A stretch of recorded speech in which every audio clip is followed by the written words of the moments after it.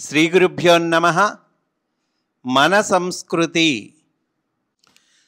పాశ్చాత్య దేశములలోని సాధకులు కొందరు భారతీయ సంస్కృతిని గురించి అడిగిన ప్రశ్నలకు మాస్టర్ ఈకే గారు అందించిన సమాధానములు ఈ గ్రంథములో పొందుపరచటము జరిగినది. అటువంటి ఈ గ్రంథమును మనము అధ్యయనము చేస్తూ ఉన్నాము.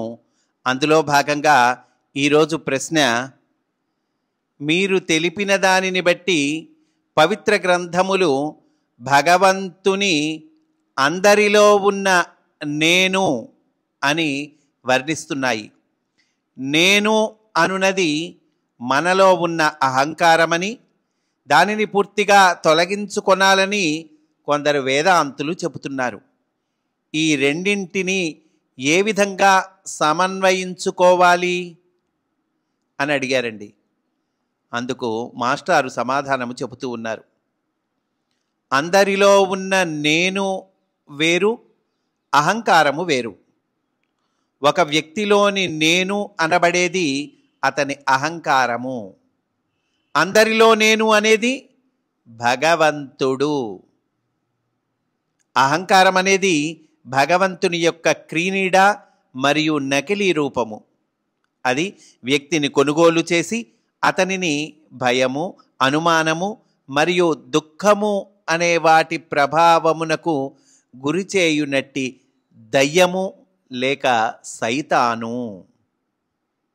అహంకారము చేత ప్రభావితుడైన మానవుడు నాది అని భావించిన దానినెల్లా నేనుగా పిలుస్తాడు. ఉదాహరణకు, నా సంపద, నా పొలము, పొలం నాది, సంపద నాది అంటాం కదండి. కుటుంబము నాది. కనుక ఏంటిది?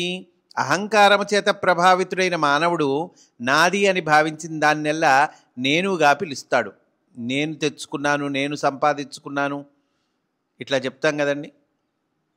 భగవత్తత్వము నెరిగిన మానవుడు మాత్రము తన శరీరము, మనస్సు, ఇంద్రియములు, తెలివితేటలు, నమ్మకములు, అభిప్రాయములు, తనకున్న ఆస్తిపాస్తులు మొదలైనవన్నీ తాను కల్పించుకొన్నవే అని, పరిశుద్ధమైన తన కన్నా వేరని తెలిసి ఉండును.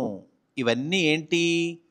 పరిశుద్ధమైన తనకన్నా వేరు అని తెలుసుకుంటాట. ఎవరండి తెలుసుకునేది? భగవత్తత్వము నెరిగిన మానవుడు అంటున్నారండి. ఇక్కడ తన అంటే అండి, పరిశుద్ధమైన తనకన్నా వేరని తెలిసి ఉండును అన్నారుగా.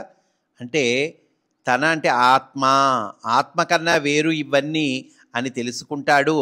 ఎవరంటే భగవత్తత్వము నెరిగిన మానవుడు.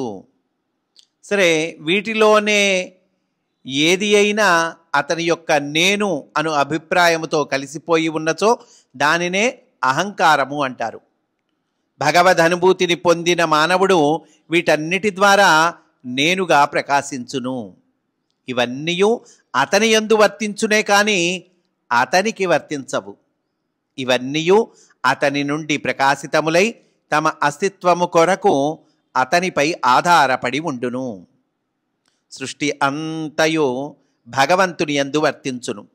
కానీ ఆ భగవంతుడు మాత్రము సృష్టిలోని ఏ అంశముతోనూ గుర్తింపబడక వాటిలో అంతర్యామిగా మాత్రము వర్తించును. భగవద్భక్తుడైన వాడు సాధన ద్వారా అందరిలోని పరిశుద్ధమైన నేను అను అంతర్యామి తత్వాన్ని అందుకొనును. అతడు అన్నింటి యందు భగవంతునిగా వర్తించి దానిని నేను అను పేరుతోనే పిలుచును. అహంకారమనగా పరిమితమైన నేను, అంతేకాని వేరేమియూ కాదు. అహంకారం అంటే ఏంటి?